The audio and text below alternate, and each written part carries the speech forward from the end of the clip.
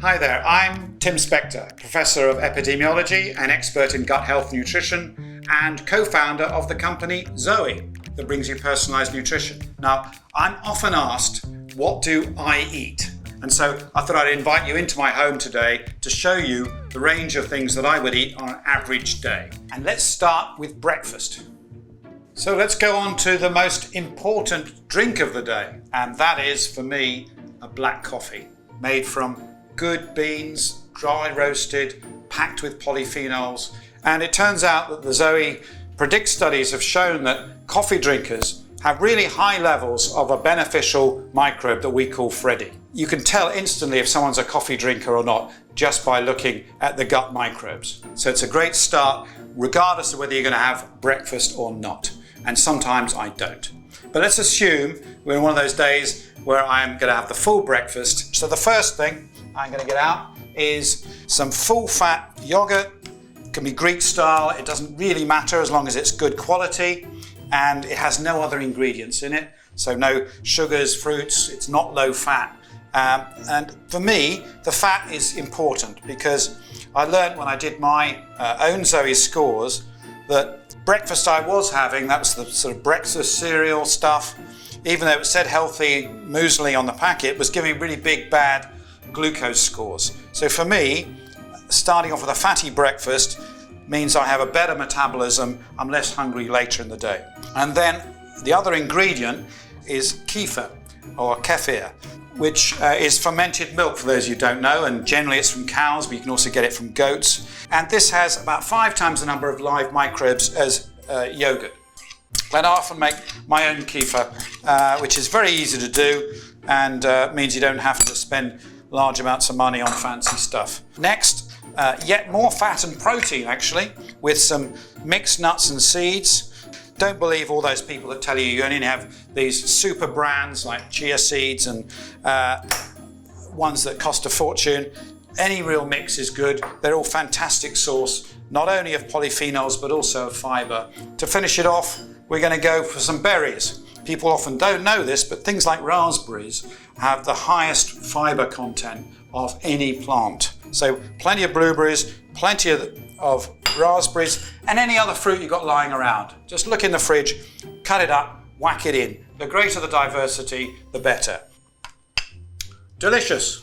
And that's breakfast. Simple.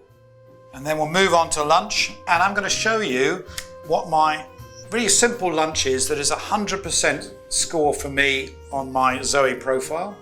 And this is one that's really good for my metabolism and is also boosting my microbes. And it involves our friends, the avocado. Full of fat, full of calories, but they are actually really good for you. And we're going to be putting them on some sourdough rye bread. And while we're talking about bread, I should just remind you that the lunch I always used to have, particularly working as a busy doctor in the hospital for at least 10 years, was what I thought was healthy. I think I've got it somewhere here. This is my go-to lunch in the hospital. So a bit of tuna and sweet corn, factory bread with some orange juice, and I used to have a packet of potato chips as well. And I've discovered that really was dreadful for my blood sugar levels. I thought it was healthy, I was completely wrong. So they're rubbish. Let's go to what is a really good healthy meal. So we take an avocado and I will put it on the bread, but with some olive oil. And of course, not just any olive oil, we're talking about extra virgin olive oil. And that's because that's the only one that has really high polyphenol scores. So we can be liberal with this. Don't worry about the calories. If it's high quality, it's going to be really good for you. Yeah, it's good. We're going to get some paprika. We're going to add a few tomatoes because they are actually gut boosters for me. And sometimes, not every time, I'll be honest, I will add some sauerkraut. This is fermented cabbage. And we just take some of this kraut out, and always make sure that you get sauerkraut that is not in vinegar. If it's in vinegar, all the microbes will be dead. Then, the final piece of the puzzle, if you've got them to hand, you can just whack on some beans. Beans are a fantastic source of everything from protein to fibre to polyphenols. So sprinkle them on. Let's have a few more. So that is lunch done, which is designed to optimize my metabolism, optimize my microbiome, and hopefully taste great. That's great. This suits me and is the perfect setup for dinner. So now we're going to dinner, and my general theory for dinner is plant-based, diversity, spicy and simple. Something doesn't take too long. So the first thing I do is I look in the fridge and see what I've got lying around. And we've actually got some leftovers from last night, which I've put together and I'm going to show you. But basically they are consistent of a base of cauliflower, which is a fantastically nutritious vegetable. It's not used as much as we should. You fry everything up first with onions. Red onions are probably the best for polyphenols. And then of course, what's really important is getting lots of spices in here. And we've got turmeric, coriander, mustard seeds, cumin, garam masala, and randomized controlled studies have shown that if you just add some spices to your food every day, your gut microbe is actually healthier. So it's a really good tip to start getting used to them and start adding them to your food. Basically, I fried up the red onions and then I added the spices to that, making sure it was nice and hot, and then added in the cauliflower, which had been baked for 20 minutes in the oven, then mixed some kefir. And this is the probiotic stuff, but without boiling it, making sure it's just kept warm so you don't kill those microbes.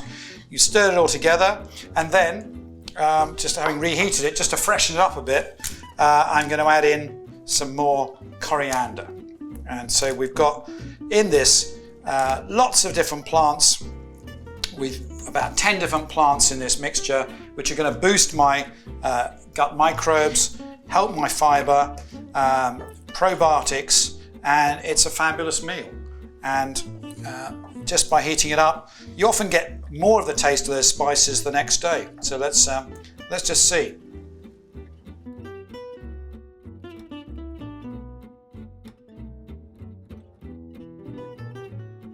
So you've now seen what I eat on an average day, and I don't eat like this every day. It varies, and I think you should also vary too. And what goes for me doesn't always mean you should be eating the same thing. But I want to leave you with 4 key tips that I think work for nearly everybody. And they are, number 1, try and eat 30 plants a week. And that includes these herbs and spices and things that we've seen that you might not have thought about. It's not that hard. Second is to have some fermented foods every day. And we're talking about the yogurts, the kefirs, the 4Ks that we discussed, the kombucha, the kefir, the kraut, etc. Third is try and pick your plants that are high in colour and taste and astringency, bitterness. All the ones you see here are fantastic for that, because that means they're really high in polyphenols, good for your gut microbes. And the fourth and final one is try and cut out as much as you can ultra-processed foods which are bad for your microbes. Thanks for listening. I'd be really interested in your comments on what you think of my diet and how maybe you think I should improve it and your alternatives. Do subscribe and go to the links below that you can see on this video. Thanks again.